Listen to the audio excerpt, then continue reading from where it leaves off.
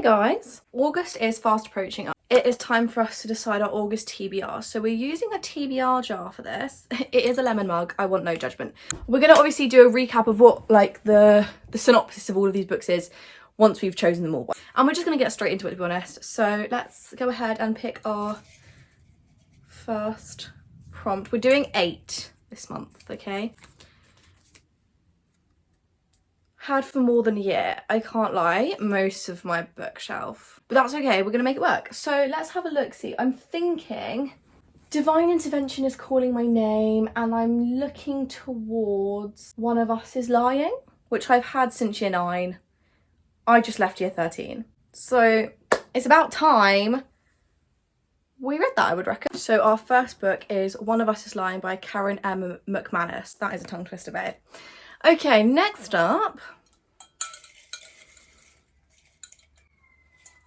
we've got, oh, a skinny little piece. A book from the Wheel of Shame. So I have like a Wheel of Shame on my iPad, so let's get that up and spin it. Let's spin the Wheel of Shame and Illiteracy.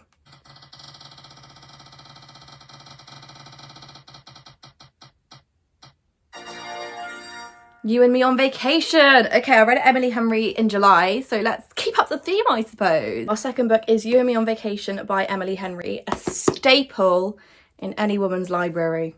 Third,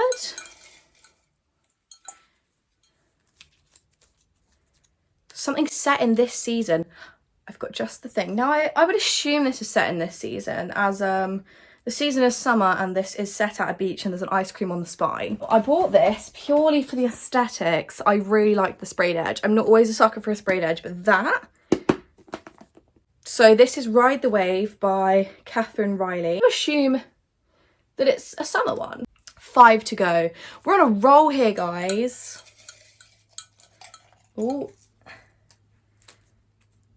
A series continuation. What series have I started? Guys, we're gonna read Daisy Hates. I really liked Magnolia Parks. I want to keep that series upon my heart, so let's read Daisy Hate. Much to my joy, book number 4 is Daisy Hate by Jessa Hastings. This is the second book in the Magnolia Park series. I really enjoyed the first one. I saw mixed opinions on it going into it, so I was a bit worried, but I really enjoyed it, so I'm so excited. Yay! So number 5, yes.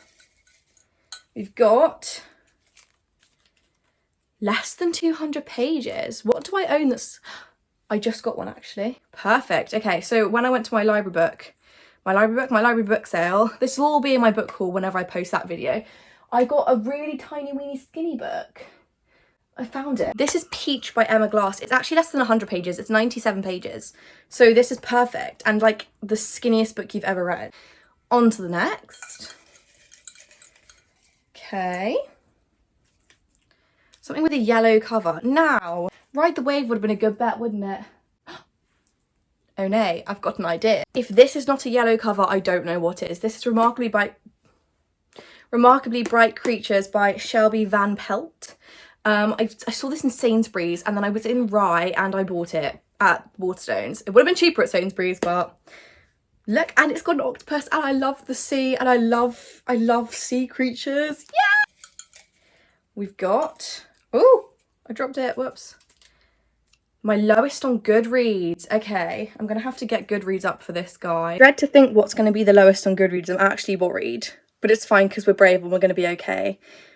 I don't even really use Goodreads anymore. I use more Fable, but Fable doesn't have star ranking option. They only have page count, which is... but it's fine. So let's have a look on my books. So my TBR on here is my physical TBR. So let's have a look. Want to read. I'm scared. Boyfriend, I'm nervous. Okay, I'm going to sort it by average rating. I'm so scared. Okay, so that's the highest one. I want the lowest. Hello. It's loading. Oh, Talking with Female Serial Killers.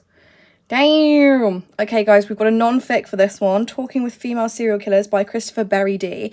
I actually have a few of those books, so it doesn't bode well with me that it's got a 2.7 star on Goodreads. Just filmed a whole clip in slow-mo, so let's try that again, shall we? This is 10th on the shelf. Okay, so I have to count 10. I can do that. Oh, no, I can't. I'm too short. Hang on. Poison Heart by Kaylin Baron. So that's the haul. Let's have a little look. Here's what our stack is looking like. Some of these books I don't really have a clue what they're about, in which case I'm going to just read you the blurb. But this one, woman, husband, and she picks up shifts at an aquarium. I think she's like a cleaner or something. And she meets this octopus who's like really, really smart. And this octopus figures out what happened when her son went missing. Huh? That's crazy. And now he wants to help her. So, and also it's really floppy. Look at that. This, I assume, is just about female serial killers, like a non-fic. Not much to say about that, really. This one, having a clue, babe. So, this girl, oh, she's got like magical flower power. Oh, that's cute. And she inherits a whole house and starts testing her magic. Oh, and then she inherits generations of secrets in a hidden garden overgrown with the most deadly poisonous plants on earth. A dark legacy lies waiting for her, and her long-departed ancestors won't let her rest until she finds it. Oh, okay. I do have another book by this author, Cinderella is Dead. I haven't read that either, but that actually sounds quite interesting. This one is, obviously, there's not much going to happen, is there? Because it's 97 pages. But in this one, there's a teenage girl. She goes, you know, college, has a family, boyfriend, whatever, and something unspeakable happens, apparently. And the world suddenly becomes really unfamiliar and fractured, and she's just trying to figure out what she's supposed to be doing now. Daisy Hates. This is basically a big fat drama set in London.